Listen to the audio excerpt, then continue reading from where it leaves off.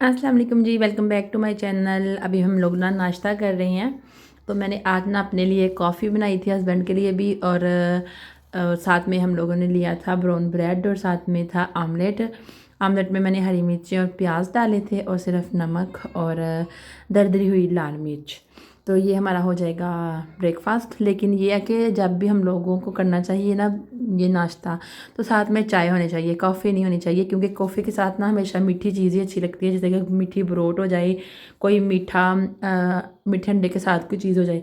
इस तरह नमकीन चीज़ों के साथ ना कॉफ़ी मुझे नहीं अच्छी लगी, मुझे टेस्ट अच्छा बिल्कुल भी नहीं लगा, कॉम्बिनेशन भी मुझे अच्छा नहीं था लगा। पर हाल पहली दफ़ा खा रही थी कॉफ़ी के साथ ये वाला। अभी जी सुबह से जितने भी बर्तन इकट्ठे हुए हैं ना, वो सारे हम लोगों ने ना यहाँ पे इकट्ठे कर दिए हैं, और मैं आहिस्ता आहिस्ता से सारे बर्तन बर्तन धोने वाली मशीन में लगा दूँगी। इसमें कुछ जो देच की है ना वो रात की हैं, जिसके हम बीच हमने ना अदरक का और दालचीनी का कहवा पिया था।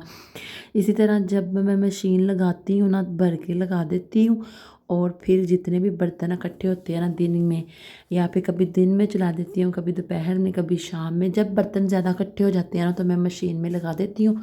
और फिर जो बाकी के जो हाथ से धोने वाले होते हैं वो मैं फिर 2-3 जो बर्तन बाहर होते हैं वो फिर मैं हाथ से धो लेती हूँ। अभी मेरे पास टाइम था तो मैं साथ साथ बर्तन बीच में रखती जा रही थी, ताकि किचन जो है ना वो खाली रहे। मेरा किचन इतना बड़ा नहीं है, छोटा सा है, तो फिर मैं चाहती हूँ कि वो खाली खाली रहा करे, चीज़ें रखने में फिर आसानी होती है। इस तरह फिर मुझे समझ नहीं आती मैंने क्या करना है और क्या नहीं। किचन खाली और साफ़ सुथरा ही जब होता है तभी मुझे काम करने में मज़ा आता है। अच्छा जी, अब जी मैं हस्बैंड को कह रही थी कि आप जाएँ बच्चों को ले आएँ किंडरगार्टन से, और बस उन्होंने सीटें निकाल ली थी सुबह, किसी वजह से ना सीटें जो हैं उन्होंने बीच में रखी थी, निकाली थी बीच में से। खाना है आपने? बना दूँ आपके लिए? चलो फिर इसके अंदर रखते हैं।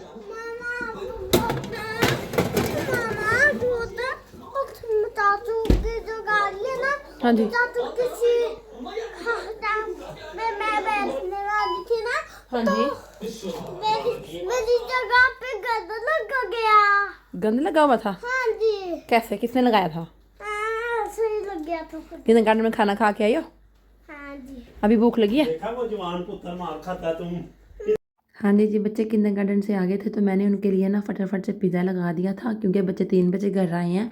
11:30 बजे बच्चे जो है ना वो वहाँ पे खाना खाते हैं, और 12 बजे पूरे सो जाते हैं, और 2 बजे उठते हैं, फिर 2 बजे उठ के भी कुछ अच्छा हल्का फुल्के से स्नैक्स खाते हैं। और यहाँ पे ईसा मुझसे नाराज़ हो गया था। अच्छा जी, पिज़्ज़ा हमारा रेडी हो चुका था, और हमने घर में बनाई हुई थी दाल, और साथ में मैंने रोटियाँ बना ली थी बच्चों के लिए, पिज़्ज़ा छोटों के लिए, और मैं और मेरे बच्चे जो है ना वो दाल के साथ रोटी खा लेंगे। और किसी ने पूछा था कि आपके कमेंट का ना नोटिफिकेशन नहीं आता, मुझे पता ही नहीं था कि आप कमेंट मतलब वीडियो भी डालते हैं। तो मुझे, क्योंकि अब तकरीबन मैंने 8 से 9 माह वीडियो नहीं डाली ना, तो इसलिए फिर मेरा कमेंट या फिर मेरे नोटिफिकेशन नहीं जाते। तो इसमें मेरा कोई भी कसूर नहीं है, ये फिर मेरी लेज़ेपन की वजह से ये सारा कुछ हुआ है। तो अब मैं क्या कर सकती हूँ, अब मैं यही है कि मैं चैनल पे रोज़ाना या 2 दिन बाद जब वीडियो डालूँ तो आहिस्ता आहिस्ता सारा कुछ ठीक हो जाएगा। तो अब अभी मुझे पता नहीं है कि इसका क्या करना चाहिए, इसका क्या हल हो सकता है। अच्छा, बाकी जो बर्तन थे ना मैं सारे बीच में डाल रही हूँ जो रह गए थे, और फिर मैं जो मशीन है ना वो लगा दूँगी, और जो बाहर बर्तन पड़े हुए हैं ना जो 2-4, ये मैं हाथ से फटाफट से हंगाल लूँगी और लगा दूँगी फिर मशीन। और साथ साथ किचन भी साफ़ करती जाऊँगी। और पिज़्ज़ा भी बन गया था, और यहाँ पे मैंने देखिए केक बनाया था, जो कल मैंने आपको दिखाया था कि हस्बैंड के साथ मैं बैठ के खा रही थी, वो इतना सा बच गया था। और उसके ऊपर मैंने एक पेपर चढ़ा दिया, इससे केक जो है ना वो मतलब सॉफ्ट रहेगा, खुशक नहीं होगा, फिर खाने का मज़ा नहीं आता अगर केक खुशक हो जाए तो। और कल के व्लॉग में मैंने आप सबके साथ ना अपनी स्किन केयर रूटीन जो है ना वो शेयर कर दी है। तो आई होप जो किसी का सवाल होगा तो वो मुझसे कमेंट बॉक्स में पूछ लें। जो जर्मनी में रहते हैं उनको पता है रोजमैन का और डीएम का, वो वहाँ से जाके तो चीज़ें बाय कर सकते हैं। वहाँ पे बड़ी सारी चीज़ें लगी होती हैं, आपने वहाँ से एक पिक खींचनी होती है जो आपको समझ लग रही हो, तो घर आके आपने सर्च करना होता है कि आपको कौन सी चीज़ सूट करेगी, और फिर आप वहाँ पे जाकर दोबारा से वो चीज़ ले सकते हैं। अच्छा, अभी मैं यहाँ पे पंजीरी बना रही हूँ। मैंने क्या किया था कि 3 या 5 मैंने बूटर लिए थे। बूटर जो हैं वो मैं आपको नेक्स्ट वीडियो में दिखा दूँगी, और वो मैंने पिघला लिए थे। ये मैंने तकरीबन दूसरी दफ़ा घर में दाल बनाने लगी हूँ। पहली दफ़ा बनाई थी वो ख़त्म हो चुकी थी, और अब तकरीबन 5 या 7 दिन का वक्फ़ा डाल के फिर से बना रही हूँ। ये चने की दाल है, और फिर मैंने वो घी जो है ना देसी वो पिघलाया। उसके बाद बीच में दाल डाल दी पीस के ग्राइंडर के साथ, और जो मसाला पीसने वाली मशीन होती है उसके साथ। जब तेल गर्म हो गया था, मतलब देसी घी, तो उसके अंदर मैंने दाल डाल ली, उसको 10 मिनट के लिए भूना। जब खुशबू आने लगी थी तो फिर मैंने इसके अंदर सारे जो मैंने ड्राई फ्रूट्स वगैरह मैंने पीस के रखे थे, और खोपरा पीस हुआ मिल जाता है मार्केट से, और मेवे वगैरह, तो वो सारे मैंने इकट्ठे कर लिए। और मैंने अब इसके अंदर एक यकजान करने के लिए डाल दूँगी, और मैंने इसके अंदर शक्कर जो है ना वो डाली है। इस वक्त मेरे हस्बैंड हिला रहे हैं, क्योंकि ये काफ़ी मतलब हिलाने का काम होता है, तो मेरे ना बाजू का जो पट्टा है ना वो दर्द बहुत करता है।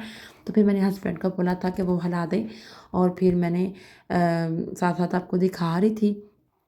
हम लोग चीनी यूज़ नहीं करते इसके अंदर भी, चीनी से बहुत जल्दी वेट बढ़ जाता है। और इस तरह की पंजीरियाँ वगैरह जब खानी हो ना, तो फिर वज़न तो ऑटोमेटिक तो बढ़ना ही होता है। तो हम यही कर सकते हैं, थोड़ा सा वज़न कम बढ़ाने के लिए कुछ ऐसी चीज़ें यूज़ कर लें जिससे वज़न कम बढ़ता हो।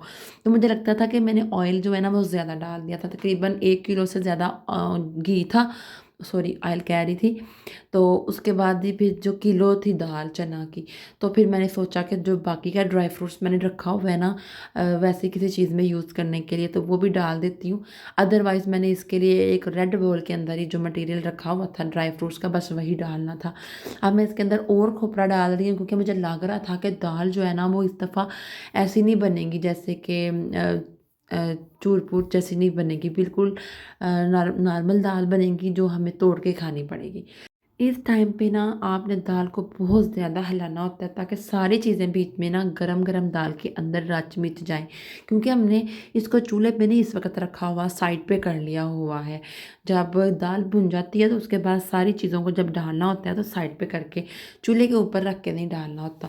तो इसलिए हमारी कोशिश यही होती है कि जल्दी-जल्दी से हिला के सारी चीज़ों को गरमाई मिल जाए, और सारी चीज़ें बीच में अपना रस जज़ब हो जाएँ, ताकि उसका असर जो है ना वो निकल आए। तो इस वक़्त तक दाल हमारी जो है ना वो रेडी हो चुकी है। आई होप ये वाली जो है ना चीज़ आपको पसंद आएगी, और आप भी ना ऐसा ही करें। जो यहाँ पे जर्मनी में रहते हैं ना, वो दाल को ना ग्राइंडर के ज़रिए या मसाला पीने वाली मशीनों के साथ पीस सकते हैं, लेकिन थोड़ा प्रोसेस लंबा होता है, थोड़ा सा दरदरा सा रह जाती है दाल। फिर उसको मैंने चट्टू-वट्टे में ना पी लिया था।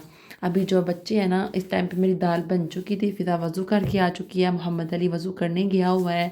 बच्चे जो है ना वो नमाज़ पढ़ने की तैयारी कर रहे थे, और हमारा जो कहवा है ना वो भी तैयार हो रहा था।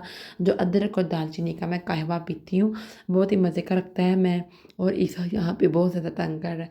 अच्छा, यहाँ मैं बता दूँ कि मेरे बच्चे बिल्कुल भी नहीं खाते दाल, सिर्फ हम लोग ही खाते हैं, मियाँ और बीवी। सुबह जब चाय के साथ हम लोग खाते हैं।